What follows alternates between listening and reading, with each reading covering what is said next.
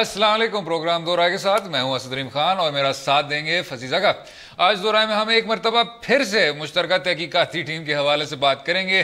तकरीबन तमाम अहम लोगों के बयानात के बाद अब इस रिपोर्ट को हतमी शक्ल दी जा रही है और सुप्रीम कोर्ट में इस रिपोर्ट को जमा कराने में महज 2 दिन रह गए। अब इस सारे केस के इंतहाई अहम गवाह हमाद बिन जासिम की तरफ से जो खत लिखा गया उसकी मजीद तफ्तीश के लिए JIT ने कतरी शहजादे को खत लिखकर मुख्तलिफ ऑप्शंस दिए जिनके जरिए इस खत के हवाले से मजीद तहकीकात की जानी थी, मगर वो आखिरी वक्त तक बज़िद रहे थे कि अगर उनसे पूछताछ करनी है तो JIT को उनके महल ही तशरीफ लाना पड़ेगा। कतरी शहजादे के इस जवाब ने शरीफ खानदान का केस मजीद कितना कमज़ोर किया है या तगड़ा किया है और वज़ीर आज़म की तरफ से JIT पर खुलकर लगाए जाने वाले इल्ज़ामात किस तरफ इशारा करते हैं उस पर भी बात अगले हिस्सों में बात करेंगे। अब्दुल सत्तार ईदी साहब की बरसी पर और मकबूजा कश्मीर की सूरत हाल पे।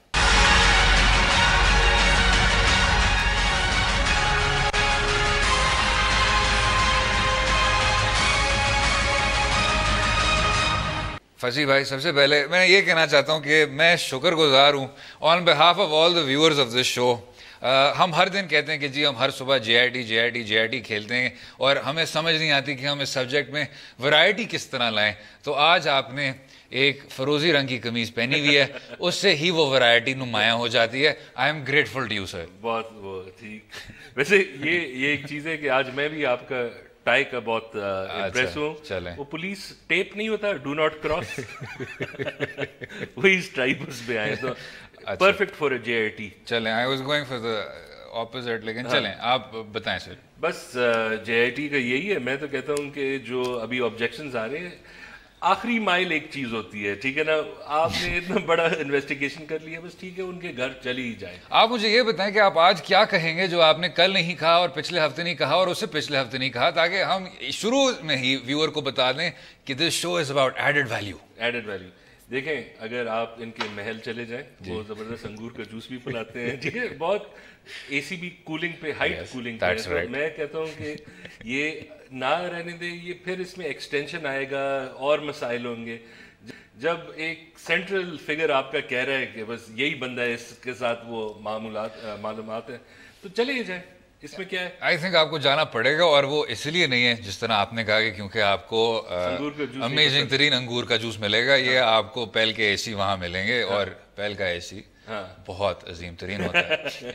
वो इसलिए है फसी भाई क्योंकि आपकी जो मेरे पास एक लिफाफा होता मैं ऐसे कर जनाब अभी शो शुरू हुआ है, अभी लिफाफों की बात ना करें, थोड़ा सा आपको हाइप करके फिर बात करनी होती है। प्रोडक्ट प्लेसमेंट की भी बात ये फसी भाई कि अगर आप कतरी शहजादे की पूरी तौर पे तफ्तीश नहीं करेंगे तो पाकिस्तान मुस्लिम लीग ने इसको वो biggest link in the chain बना दिया है कि जी ये वो अहम सतून है जिस पे पूरा हमारा केस खड़ा हुआ है। मनी ट्रेल की बात हो ही नहीं सकती, पैनामा लीक्स की बात हो ही नहीं सकती, मियाँ साहिबान की जो इतनी पुरानी एक चलती आ रही है, जो उन्होंने सरमाया लगाया और फैमिली बिजनेस लगाया और वो फिर शिफ्ट हुआ, सऊदी से शिफ्ट हुआ, इंग्लिस्तान पहुँच गया, पाकिस्तान की बात की, बीच में भुट्टो साहब आए, नेशनलाइजेशन हुई।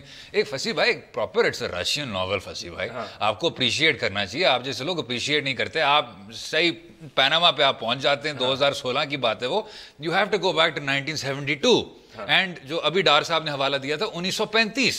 ये है जनाब, आप हंस रहे हैं फसी भाई, I don't understand. Cripps commission का जिक्र आया इसमें मैं जनाब क्रिप्स का नहीं लेकिन सोहरवर्दी साहब का जरूर जिक्र आ चुका है। बात यह है फसी भाई कि द कतरी element is a very important element. आपने उधर जाके उनकी पूरी तौर पे तफ्तीश करनी है, वरना अगले 20, 30, 40 साल, और हमें जज साहिबान ने कहा है कि ये फैसला हम 20 साल बाद भी पढ़ रहे होंगे, उन लोगों के लिए और उन कानून के शागिर्दों के लिए, मुझ जैसे शागिर्दों के लिए फसी भाई, आप तो अक्ल कुल हैं, उनके लिए ये बहुत अहम है कि हर दरवाज़ा आपने बंद किया इस तहकीक तक पहुँचते हुए। नहीं, आई एग्री। और दूसरा ये कि मेरे ख्याल में जज साहिबान को ये करना चाहिए, इनको अथॉरिटी दे दे कि जो भी आपका شاید جورسڈکشنل مسئلہ ہے تو آپ چلے جائیں وہاں سمجھ لیں کہ یہ ایمبیسی ہے. نہیں وسیع بھائی دیکھیں آپ قطری شہزادے ہیں, آپ کہہ رہے ہیں کہ وہ سبمٹ کرے پاکستان کی جورسڈکشن کو. نہیں وہ تو نہیں کرے گا, وہ تو پہلے سے ہی نہیں کرتا, وہ تو ادھر آ کے آپ کے حباراؤں کے کو اڑا دیتے ہیں, جواز خواجہ کے فیصلے کے باوجود وہ کرتے ہیں. وہ بھی حبورہ کا جورسڈکشن ان پہ نہیں پڑتا, ٹھیک ہے نا, جتنے قتل کرنا چاہتے ہیں کر سکتے ہیں, ٹھیک ہے نا. لیکن ایک لحاظ سے اب اگر ہم دیکھ لیں کوئی اور شہری ہو کسی اور ملک کا, اور وہ بھی ایک ایگو ہوتا ہے, اگر خاص کر وہ ایک امیر شہری ہو اور ایک امیر ملک کا ہوتا ہے, تو وہ شہزادہ ہے نا, وہ رویلٹی ہے, وہ رویلٹی, آپ صرف امیر کہہ رہے ہیں اسے. ہاں یہ بات بھی صحیح ہے, اور اب وہ نہیں مان رہا, ٹھیک ہے, اور ہمیں کیس کے لیے چاہیے کہ یہ کیس فارورڈ جائے. اور میرے خیال میں دونوں, دس از انٹرسٹنگ کہ یہ ایک پوائنٹ ہے جس میں دونوں کا فائدہ ہے, پروسیکیوشن کا بھی ہے, ڈیفینس کا بھی ہے. چلے جائے, یہ کر لیں یہ کیس, پھر ڈیفینس کا شاید اس طرح فائدہ نہیں ہے کہ اگر آپ نہیں گئے تو یہ ڈیفینس کے فائدے میں بات جاتی ہے کہ جی اتنا یہ جو اہم عناصر تھا اس پورے کیس میں اس کی تو آپ نے تحقیق کہی نہیں. ہاں یہ پھر جب اپیل دائر کریں گے, جو بھی رپورٹ ہو یا اس پہ کوئی کنٹینشن کریں گے, تو یہ پھر ایک بہت ویلڈ اور ایک بڑا ہول اس میں ڈالیں گے. تو اس پہ اتفاق کر سکتے ہیں کہ آپ کو انگور کا جوس پینا چاہیے اور ادھر پہنچ جانا چاہیے. ایبسلیوٹلی, یہ ون بیسٹ ٹائم ہے کہ آپ یہ جوس پی لیں. اگر ہم واپس حبارہ پہ آ جائیں, مجھے جو سمجھ نہیں آتی فصیح بھائی, دیکھیں ایک یہ بھی ہے کہ عدالت عظمیٰ کی یہ بنائی ہوئی جے آئی ٹی ہے, یہ جے آئی ٹی عدالت عظمیٰ کے ڈائریکشن پہ کام کر رہی ہے, ٹھیک ہو گیا. اب بات یہ ہے کہ اگر آپ اس ملک آ سکتے ہیں حباراؤں کو گولیاں مارنے, ٹھیک, ایک مخصوص مقصد کے لیے, تو وہ اپنی جگہ. آن ایئر مجھے آنکھیں مت مارنا پلیز. آپ اپنے آپ کو فلیٹر کہہ رہے ہیں, میں نے مخصوص مقصد کہتے ہوئے یہ کیا تھا. دیکھیں فصیح بھائی, وہی نا, یہ فیکٹس کو آپ دیکھیں, آپ فیکٹس نہیں دیکھے, آپ جے آئی ٹی کے متعلق بھی آپ نے فیکٹس نہیں دیکھے. اگر وہ آ سکتے ہیں اور اگر وہ خط بھی بھیج سکتے ہیں جو بریف کیس میں نکالا گیا تھا, تو آپ اس میں بھی آ جائیں. وہ تو ہے, اب آپ کو تو پتہ ہے جس چیز میں ان کا فائدہ ہوتا ہے وہ خوشی سے آ جائیں گے. جس کیس میں پوٹینشیل ہے کہ مجھے نہیں, دیکھیں میں آپ کو سمجھاتا ہوں, میں چڑیوں کے گوشت کے لیے آ سکتا ہوں, میں عدالت عظمیٰ کی ڈائریکشن پر عمل درآمد کرنے کے لیے نہیں آ سکتا. دیکھیں اس میں مسئلہ یہ ہے, اور آپ اس پہ سمجھے نہیں, کہ اگر یہ جورسڈکشن ایکسیپٹ کرتے ہیں تو شاید ان کو پاکستان آف سیزن جب چڑیوں کا گوشت نہیں ملتا تب آنا پڑے گا, ٹھیک ہے نا. یہ تو ایک مائگریشن ہوتی ہے ان برڈز کی, خاص ایم ہی وہ نہیں آتے کہ جب وہ برڈز نہیں ہوتے کہ آؤ ٹورزم وہاں پہ لاتے. میرے خیال سے فصیح بھائی جو ہم شروع میں ایڈڈ ویلیو کی بات کر رہے تھے نا, کبھی کسی نے جے آئی ٹی کو اور قطری پرنس کی یہ جو ایک چل رہا ہے کیس, اس کو نایاب پرندوں کے چشمے کے ذریعے نہیں دیکھا ہوگا.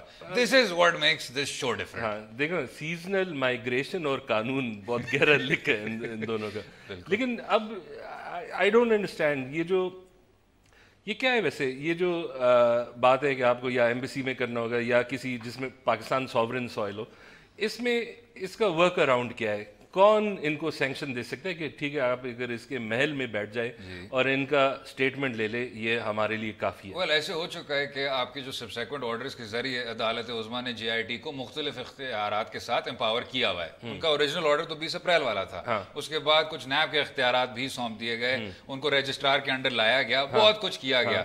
آپ اگر اسی طرح کہیں کہ جی یہ بھی جے آئی ٹی ہوگی چاہے اس قطری محل کے 4 کونوں میں بھی, مجھے کوئی خاص فصیح بھائی آپس مجھے بھی نہیں لگ رہا ہے, جورسڈکشنل ایشوز نہیں نظر آ رہے. آپ اینڈ تک پہنچ گئے, دوحہ تک پہنچ گئے, محل تک بھی چلے. ڈیولپمنٹ پروجیکٹس میں ایک مصرع ہوتا ہے, وہ کہتے ہیں دا لاسٹ مائل, کہ آپ ایک مسئلے کو حل کر دیتے ہیں لیکن جو آخری میل تیر کرنا ہوتا ہے اس میں آپ ریلیکس ہو جاتے ہیں, ٹھیک ہے نا, اور پھر آپ سارا چیز خراب ہو جاتا ہے. مجھے بھی یہی لاسٹ مائل لگتا ہے. مجھے بس خوشی یہ ہوئی ہے کہ آپ نے اپنے اس ڈیولپمنٹ پروجیکٹ کا ذکر نہیں کیا نیشنل ٹیلی ویژن پہ, میں پھر سے آپ کا شکر گزار ہوں. اگلے حصے میں بات کریں گے ذرا ہٹ کے مقبوضہ کشمیر میں جو ایک ہندوستان افواج کی جو ایک ظالم ترین کارروائی جاری ہے. برہان وانی شہید کی آج 1 سال برسی ہے. رہیے گا ہمارے ساتھ.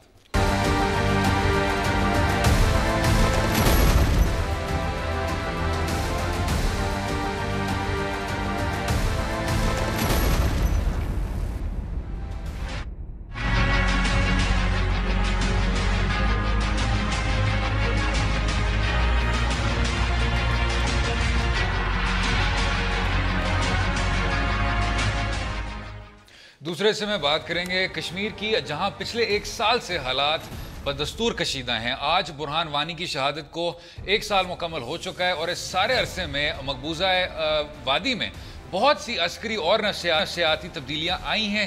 ایسا لگ رہا ہے کہ برہان وانی کی شہادت نے تحریک آزادی کشمیر میں ایک نئی جان ڈال دی ہے اور بھارت کا کردار عالمی دنیا کے سامنے کھل کر سامنے آ رہا ہے. یہ تحریک ماضی کی تحریکوں سے کتنی مختلف ہے اس پر بھی بات کریں گے. جو خاص ثابت ہو گیا نا فصیح بھائی وہ یہ ہے کہ 9 کے بعد کچھ آپ کی ایک میں سمجھتا ہوں ظالم ترین فیشسٹ تحریکیں ہیں. وہ چاہے آپ اور دونوں اس کے حکمرانوں نے آج ملاقات بھی کی, آج نہیں بٹ گزشتہ دنوں بنیامین نتنیاہو نے اور نریندر مودی نے. 9/11 کے بعد آپ کو ایک خاص ایک رخ نظر آ گیا تھا ان لوگوں کی تحریکوں کا کہ جو ہمارے خلاف جدوجہد آزادی ہو رہی ہے یا جو ایک سٹرگل ہو رہا ہے اس کو آپ ایک براڈ برش کر دیں دہشت گردی کا.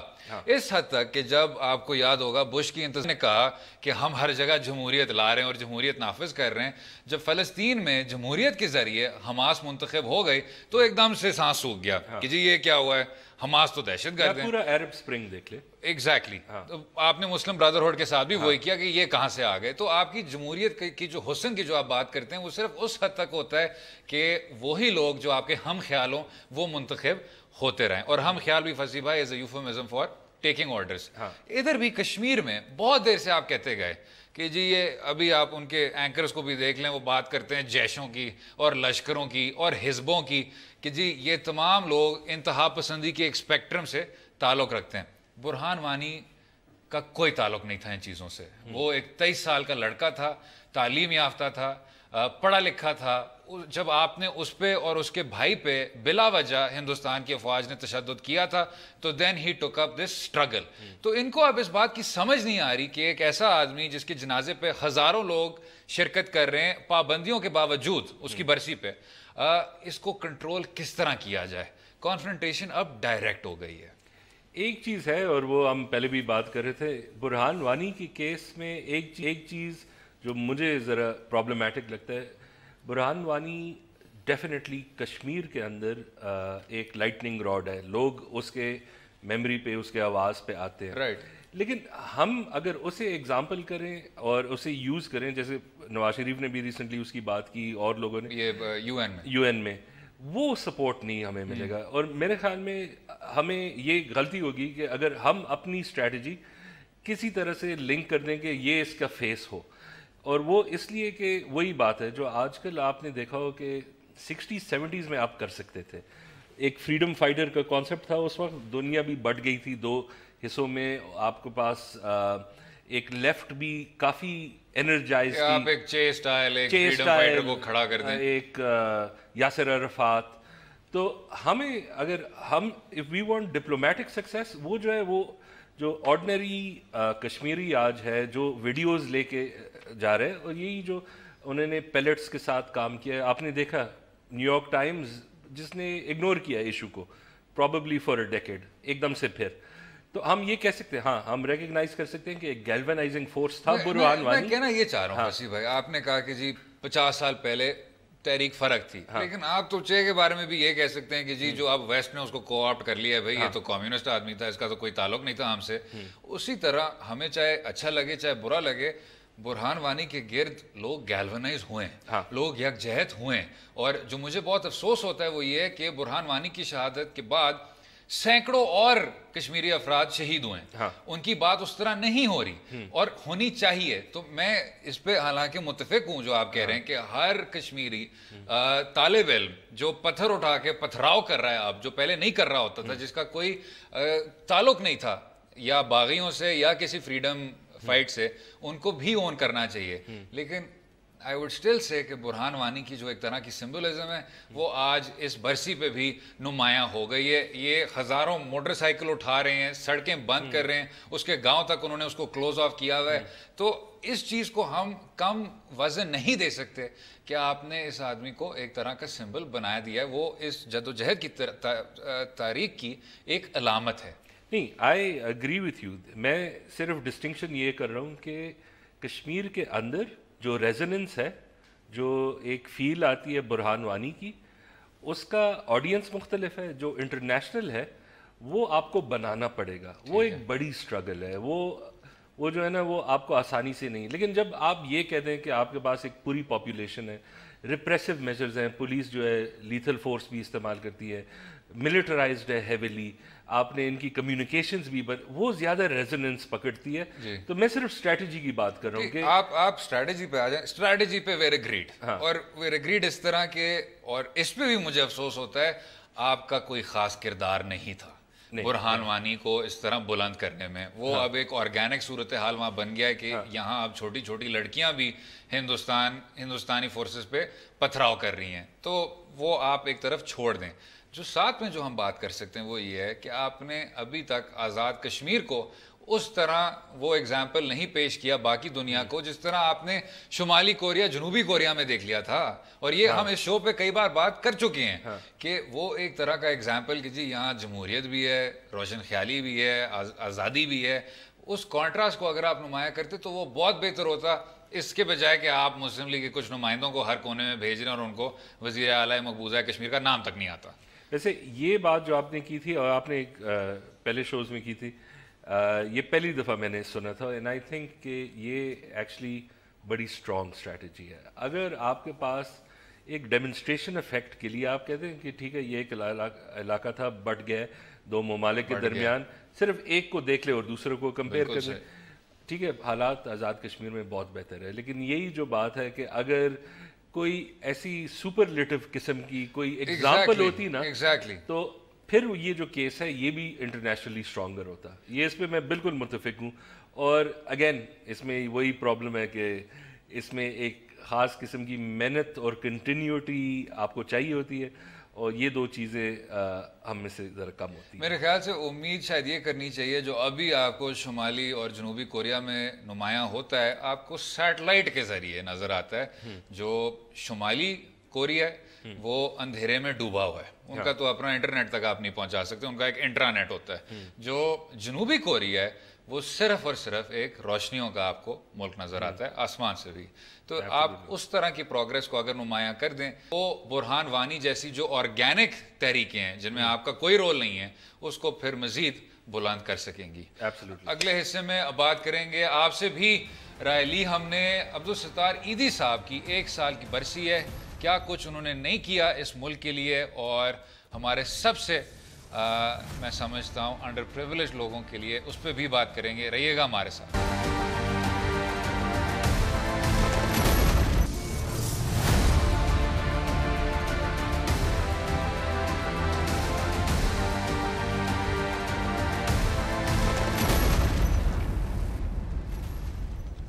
ویلکم بیک ٹو دو رائے. اگلے سا اس عظیم شخصیت کے نام ہوگا جس کو اس دنیا سے رخصت ہوئے تو 1 سال ہو گیا, مگر وہ لوگوں کے دلوں سے رخصت نہ ہو سکے. عبدالستار ایدی کا مشن آج بھی جاری ہے. اس حصے میں ان کی جدوجہد, ان کے خواب اور ان کے فلاحی کاموں پر ایک مرتبہ پھر یاد کریں گے. بھائی ہم کہاں شروع کریں, ویئر ٹو بگن. اگر آپ کی اجازت کے ساتھ ان کے کچھ خدمات کا ہم پھر سے جو یاد ہے اس کو تازہ کر لیں. ہمیشہ اکیلا رہا, اب میری بیوی اور میری اولاد میرے ساتھ میں آ گئی.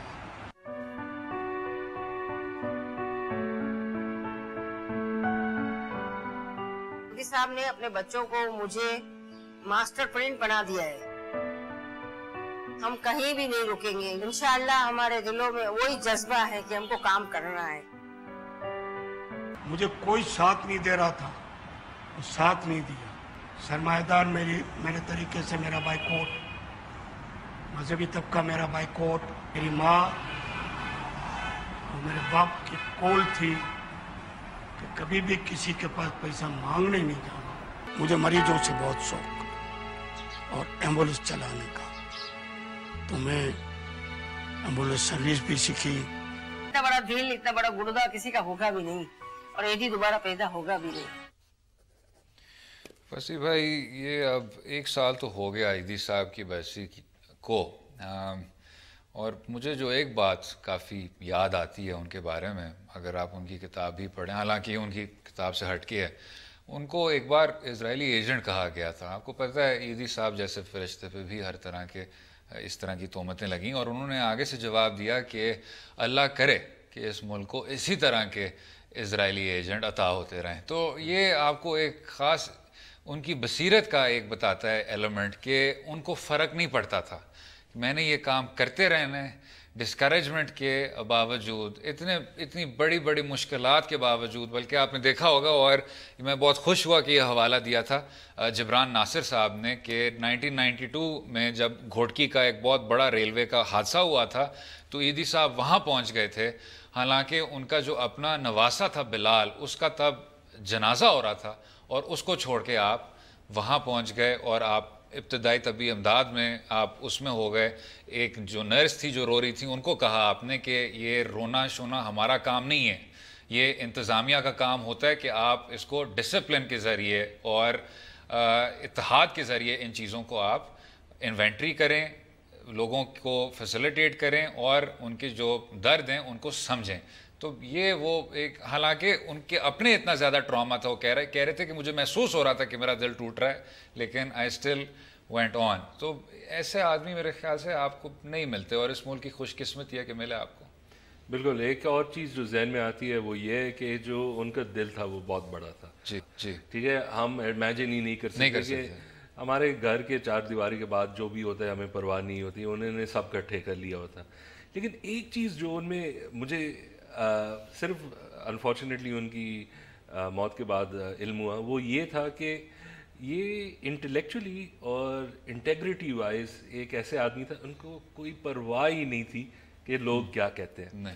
اگر آپ کو یاد ہے, یہ جو لیجٹیمیٹ چلڈرن ہیں وہ آ جاتے تھے ان کے ڈور سٹیپ پہ, آ جاتے تھے. پھر ایک یہ جو کچھ دینی پارٹیز ان پہ تنقید بھی مارتے تھے کہ آپ کی وجہ سے یہ دیکھو سوسائٹی میں کیا پھیل رہا ہے, یہ تو ان کی وجہ سے تو نہیں پھیل رہا تھا. لیکن جو بچہ ہوتا ہے وہ تو بے قصور ہوتا ہے, اس کا کوئی مسئلہ نہیں ہے. وہ کہہ رہے ہیں کہ آپ ان کو چھوڑ دیں.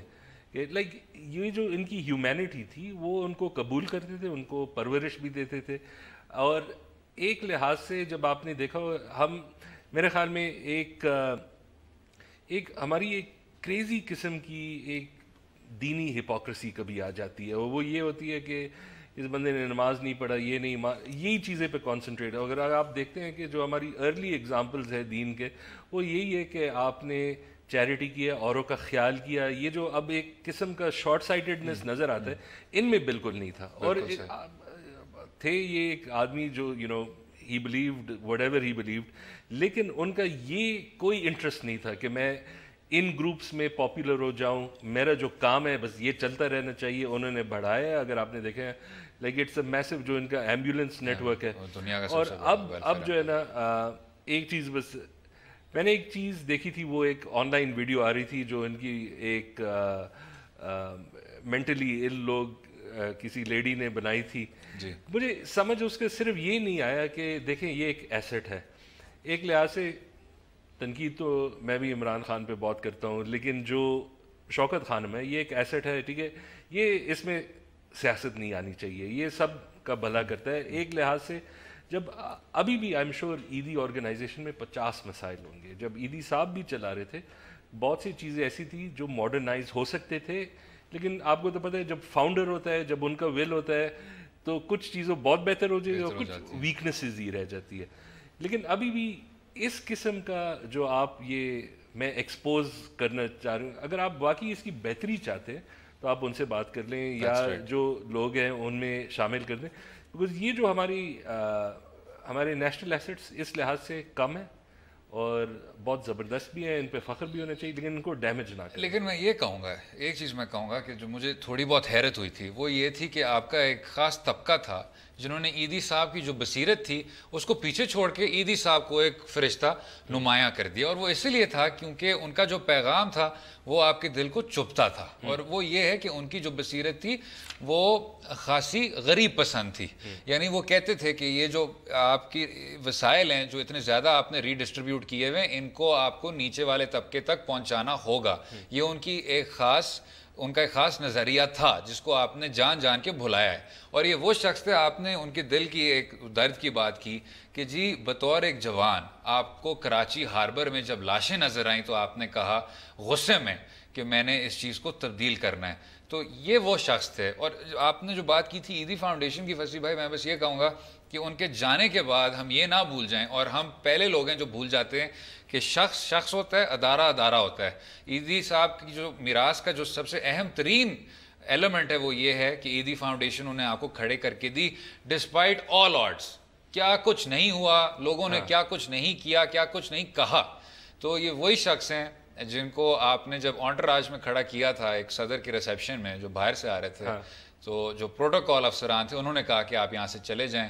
80 کی دہائی کی بات ہے, کیونکہ آپ کا جو حلیہ ہے وہ مناسب نہیں ہے. اور ایدھی صاحب نے فرمایا تھا کہ یہ وہ لوگ ہیں جو صبح سے رات تک اس ملک کو کھوکھلا کرتے ہیں, ابھی بھی وہ سمجھتے تھے کہ میں اس طرح میرا جو حلیہ تھا یا میری جو وضع تھی وہ ان لوگوں کے لیے مناسب نہیں تھی. This is what that man is. میں آپ کو ایک اور چیز بھی بتاؤں, اور یہ ایک ریئلائزیشن مجھے آئی ہے کہ جو ایدھی صاحب کی کردار اور زندگی ہے نا, وہ مڈل کلاس کو بہت پسند ہے. ان کی جو آئیڈیلائزڈ موریلٹی ہے, ٹھیک ہے نا, ان کو بہت پسند ہے. اور جو ایدھی صاحب کی اپنی زندگی تھی وہ ایک ریجیکشن تھی اسی موریلٹی. بالکل ریجیکشن تھی. ہاں, بالکل ریجیکشن تھی. ویدر اٹ واز کہ میں یہ اس قسم کے کپڑے پہنوں, یا میں وہ انا, یا اگر جو سوشل ایلز ہیں پرواہ ہی نہیں, میں ان لوگوں کا خیال رکھوں گا. آخر میں فصیح بھائی آپ نے ایک وہ ٹویٹ بھی کیا تھا, تو کچھ لوگوں کے اس کے نیچے بھی آئے. بابر مرزا صاحب نے کہا, بابر صاحب ایک بڑے امیزنگ وکیل بھی ہیں, کہ ایدھی صاحب کی جو تصویر ہے اس کو پرماننٹلی آپ کو یا تو نوٹ پہ یا سکے پہ چھاپ دینی چاہیے, اور مجھے لگتا ہے کہ جو ڈینومینیشن ہے اس کو 100 سے شروع ہونا چاہیے. میرے خیال سے یہ بہت خوبصورت بات ہے, میں تو اس پہ اتفاق کرتا ہوں. قائد اعظم محمد علی جناح کے بعد میرے قریب میرے خیال سے عبدالستار ایدھی کی اتنی ہی کنٹریبیوشن ہے. اور خیر سکوں کا ایک مسئلہ ہوتا ہے کہ وہ ڈیمیج ہوتے ہیں, حکومت کبھی, تو آپ اگر یہ نہیں کر سکتے کم از کم ایک کمیموریٹو آپ کر وہ ایک خاص ایک بالکل ٹھیک 10 لاکھ جاری کر دیں. میں صرف جلدی سے رن تھرو کر لوں آپ کے ساتھ فصیح بھائی. ایک اور نے کہا, نوشین نسیم صاحبہ نے کہا کہ جو نیڈ ہے ہمارا ابھی فوری طور کا وہ یہ ہے کہ آپ کی جو آنے والی نسلیں ہیں ان میں بھی اسی طرح کی انسانیت پسندی اور آلٹروازم آپ پیدا کریں جو فی الحال نہیں ہو رہا, اگر ہم چاہتے ہیں کہ ایدھی صاحب کا جو نظریہ ہے وہ بلند ہو. مجھے جو ڈر ہے کہ بہت سے لوگ جو ان کی فلاحی کام کو سپورٹ کر دیں, اگر وہ ان کے نظریے کو سمجھ لیں وہ شاید ان کو ریجیکٹ کر دیں. ویسے یہ مجھے ڈر ہے. اگلے حصے میں بات کریں گے, ایدھی صاحب پہ بات ہو رہی تھی, اگلے حصے میں بات کریں گے ایدھی صاحب کے نام ایک فٹ بال اسٹیڈیم جہاں میچ ہو رہا ہے. رہیے گا ہمارے ساتھ.